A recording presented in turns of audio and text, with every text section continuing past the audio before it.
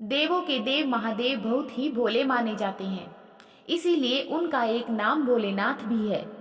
पौराणिक मान्यता अनुसार भगवान शंकर को प्रसन्न करने के लिए किसी भी तरह के खास विशेष पूजन की आवश्यकता नहीं होती, क्योंकि कहा जाता है कि वह तो भोले हैं और भक्त की मन से की गई क्षणिक मात्र की भक्ति से ही वह प्रसन्न हो जाते हैं।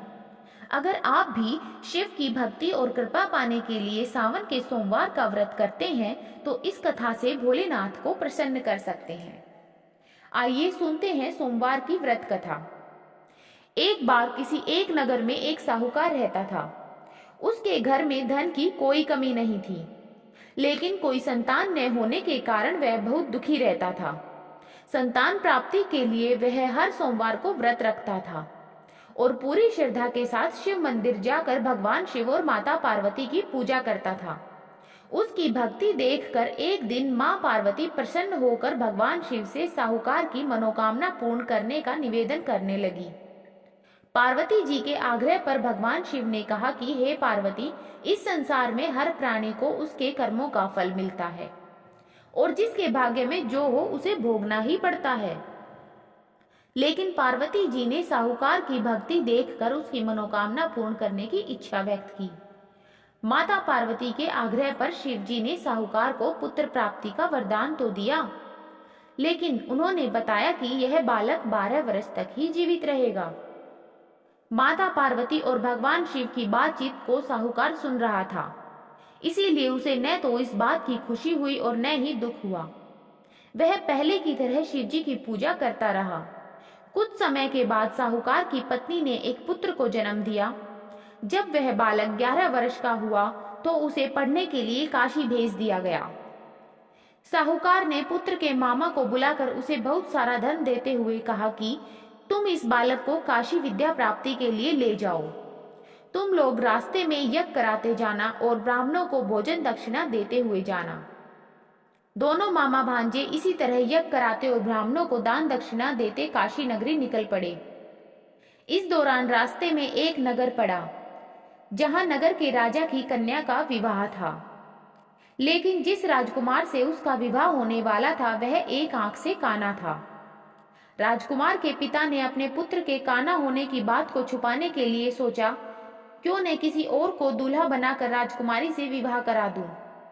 उसने साहूकार के पुत्र को दूल्हा बनाकर राजकुमारी से विवाह करवा दिया।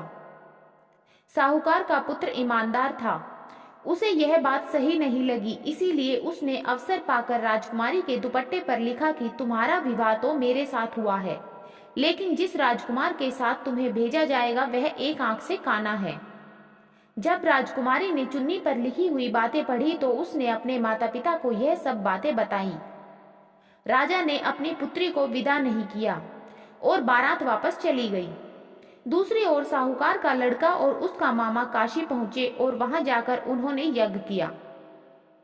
जिस दिन लड़का 12 साल का हुआ उस दिन भी यज्ञ का आयोजन था। लड़के ने अपने मामा से कहा कि मेरी तबीयत कुछ ठीक नहीं है। मामा ने कहा कि तुम अंदर जाकर आराम कर लो।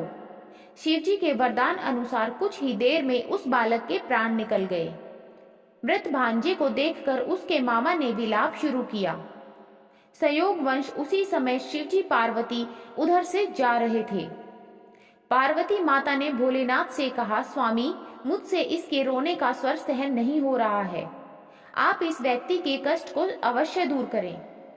जब शिव पार्वती मृत बालक के समीप गए तो शिव बोले कि यह उसी साहूकार का पुत्र है जिसे मैंने 12 वर्ष की आयु का वरदान दिया था।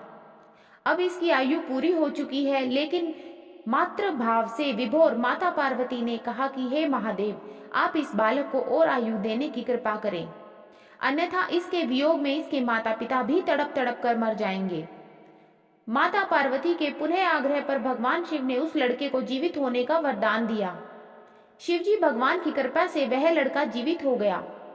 शिक्षा पूरी करने पर लड़का और मामा दोनों अपने नगर की ओर वापस चल दिए।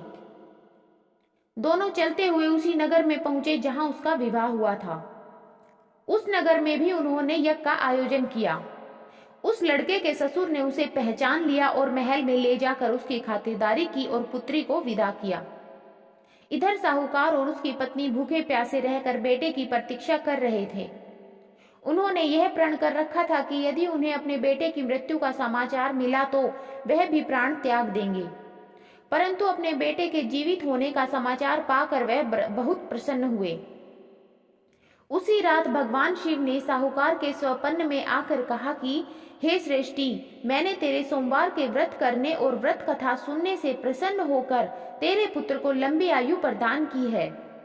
इसी प्रकार जो कोई भी सोमवार व्रत करता है या कथा सुनता है और पढ़ता है, उसके सभी दुख दूर होते हैं, सभी मनोकामनाएं पूर्ण होती हैं।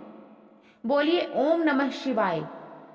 इसी तरह की कथाएं सुनने के लिए मेरे चैनल को सब्सक्राइब करें। अगर कथा अच्छी लगी तो वीडियो को लाइक करें और ज़्यादा से ज़्यादा शेयर करें और बेल आइकन को भी प्रेस कर दें ताकि आने वाली सभी कथाओं और कहानियों की नोटिफिकेशन आपको सबसे पहले मिले। धन्यवाद।